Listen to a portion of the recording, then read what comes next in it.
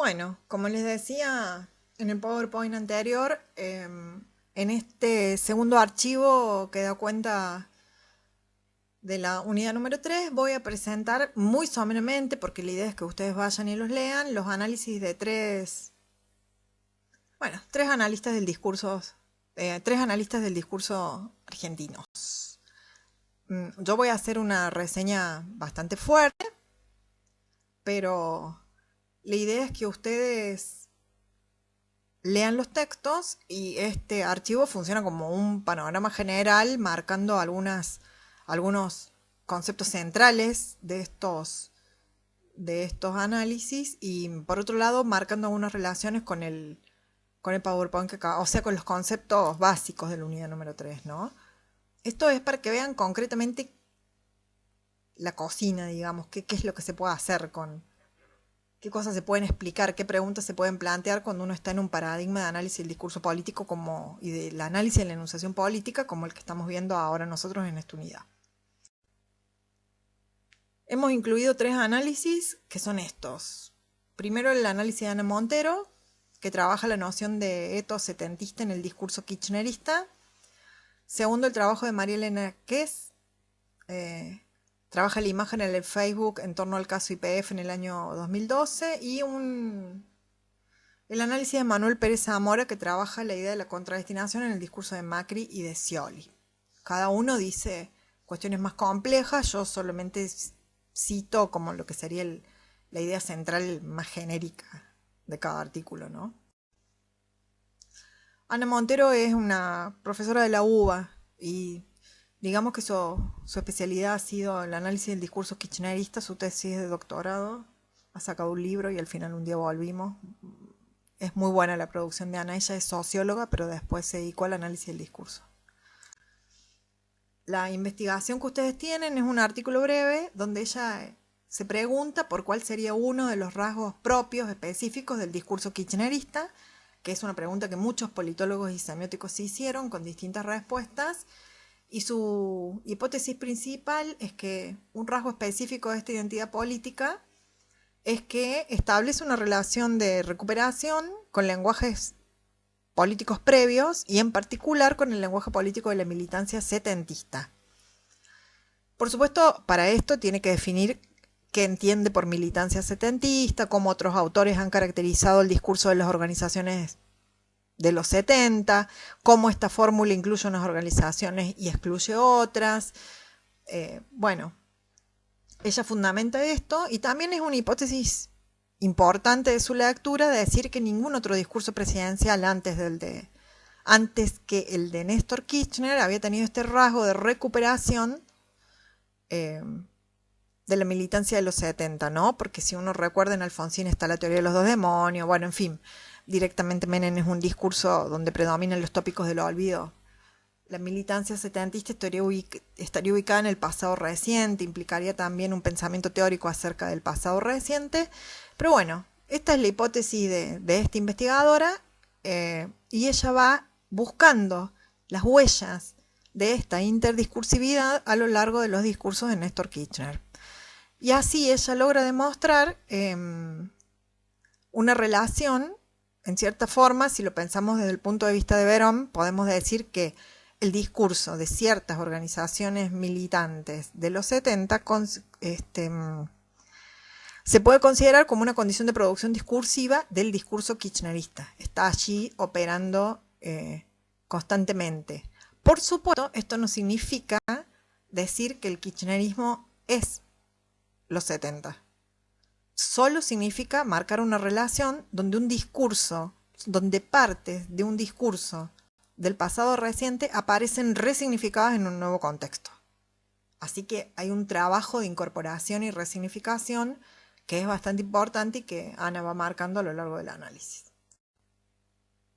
Esta interdiscursividad, que no tiene que ver con la refutación, acá la interdiscursividad tiene que ver con una relación de continuidad de la creencia, va a operar en varias dimensiones y esta autora va a trabajar 2 de los efectos de sentido que provoca esta interdiscursividad. Primero es cómo esa retórica setentista incide en la configuración del etos del enunciador O sea, cómo Néstor Kirchner se construye a sí mismo en tanto enunciador político, qué etos construye, y bueno, uno podría decir que es la construcción de un etos militante, no es la construcción de un etos gerencial, institucional, o sea, y esta noción de etos es equivalente a la noción de enunciador que había planteado Verón. Lo que pasa es que etos viene de una teoría de la argumentación, está más vinculada a algunas cuestiones aristotélicas, pero bueno, se puede entender etos, como lo ha recuperado Mengueno en el campo del análisis del discurso, como la construcción discursiva de ese sujeto que habla. No en este caso, pero sí en otros, a veces para considerar el etos es necesario ver la configuración del otro negativo. Bueno, acá también en cierta forma, porque es un etos anti-neoliberal. El neoliberalismo es un enemigo en la discursividad de Kirchner, como lo era en la discursividad de las organizaciones de los 70.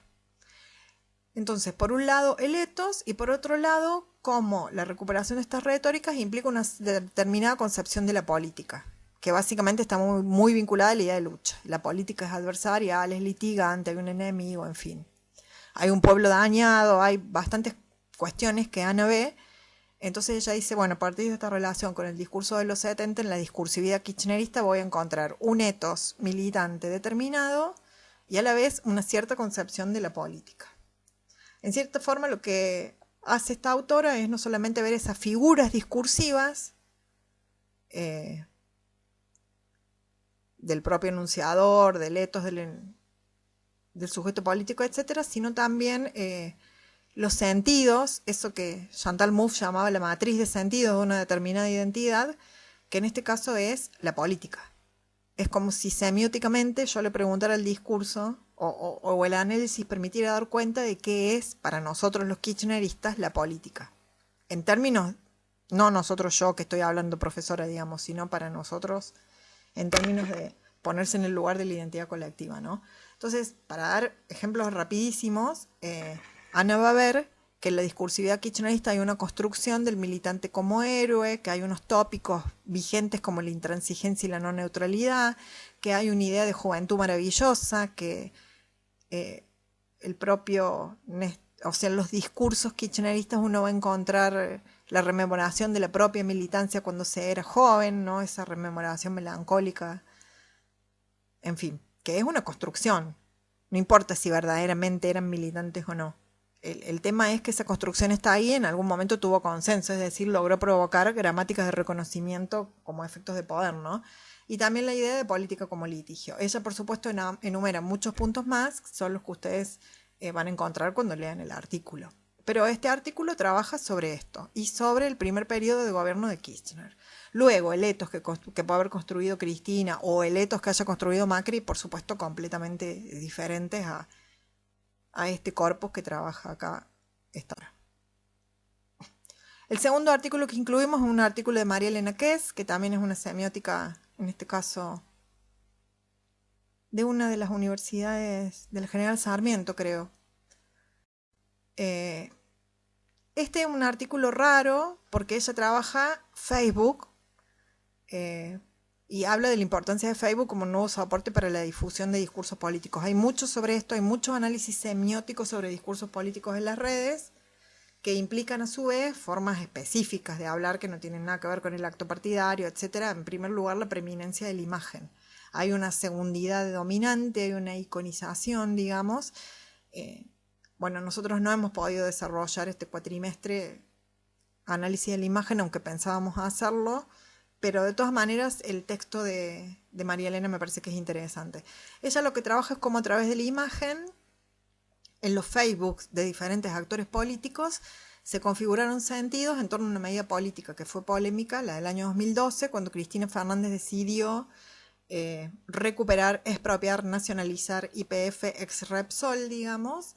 Y lo que analiza esta autora son 9 enunciados que aparecen en los Facebook de diferentes actores políticos que estuvieron presentes discutiendo en el ámbito legislativo, que es un ámbito fundamentalmente polémico. El ámbito legislativo es como una pequeña escena democrática, controversial y adversativa, digamos.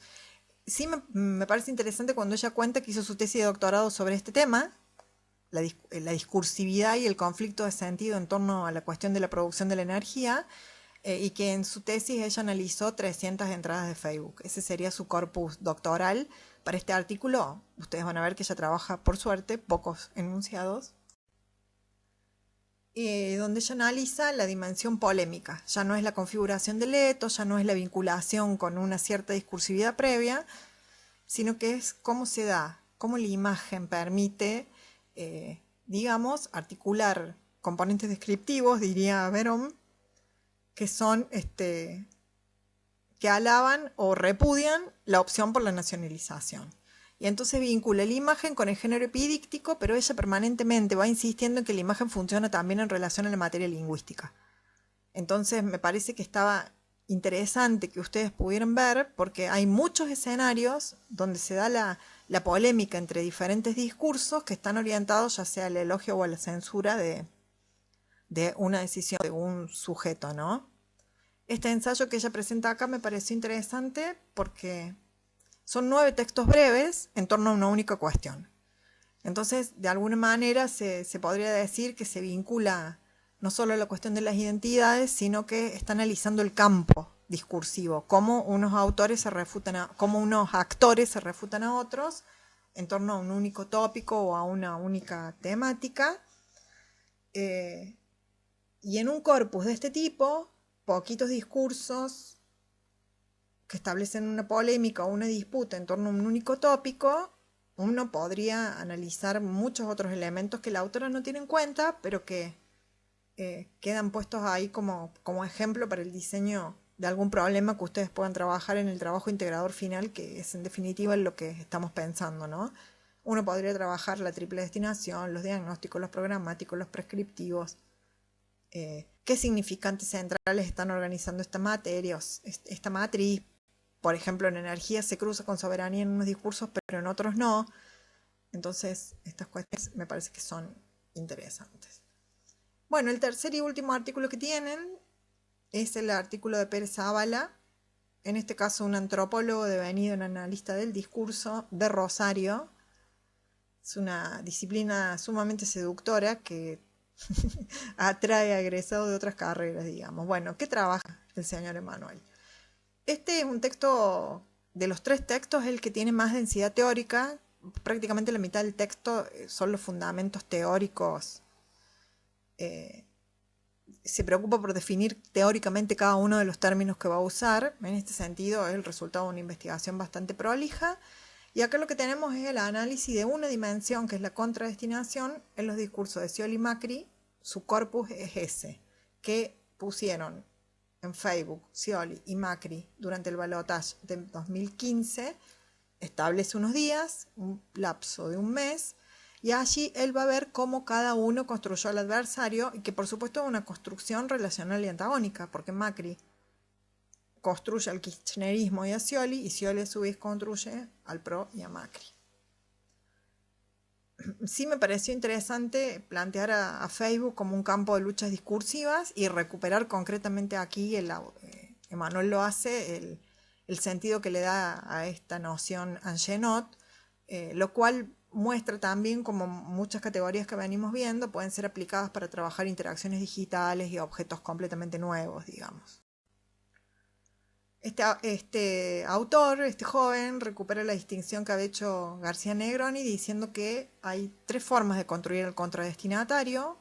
Verón había dado una definición muy general, pero ella dice, bueno, lo puedo construir como no persona y hablo sobre él en tercera persona, pero también lo puedo interpelar en segunda y también lo puedo nombrar de manera encubierta. Entonces yo le puse ahí algunos ejemplitos, porque lo que hace este autor es encontrar que en el discurso de Scioli la construcción del adversario es muy directa e interpelativa, mientras que la construcción de Macri es más encubierta, y eso le permite llegar a una especie de invitación al que antes votó a Scioli, ahora vótame a mí, ¿no? Hay que tener en cuenta también la condición de producción. Estamos en contexto de balotaje, entonces tiene sentido interpelar o hacer el llamado discursivo a intentando hacer un puente con esa identidad que debiera ser un otro negativo.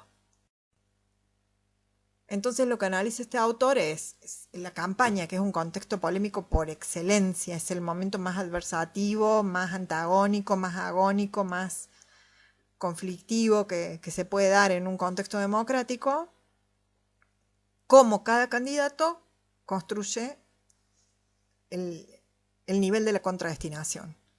Fíjense cómo los autores van recortando, ¿no? A veces el enunciador, a veces el destinatario, a veces es un tipo de destinatario, pero por supuesto una vez que se define una noción se le indaga en profundidad, ¿no?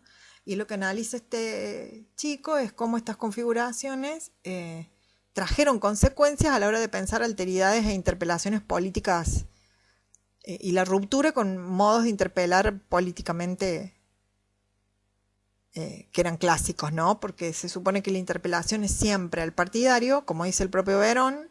Sin embargo, Macri lograba construir figuras que no tenían nada que ver con ese vínculo partidario, como la idea de vecino, la idea de gente, la idea de salir a llamar incluso, en su propio discurso, configurar al que antes había votado Scioli como un posible votante suyo en el futuro. Todo es en torno al significante cambio, que este mismo investigador tiene un artículo muy lindo sobre el significante cambio como significante vacío en la identidad de Macri, pero bueno, en este caso nos quedamos con el artículo donde él habla sobre la construcción de los contradestinatarios, porque es una categoría que encaja perfectamente con el modelo teórico metodológico que nosotros estamos proponiéndoles aquí. Bueno, y con esto estaríamos terminando y recorriendo entre los dos PowerPoint la totalidad, creo yo, de los textos que aparecen en esta unidad número 3.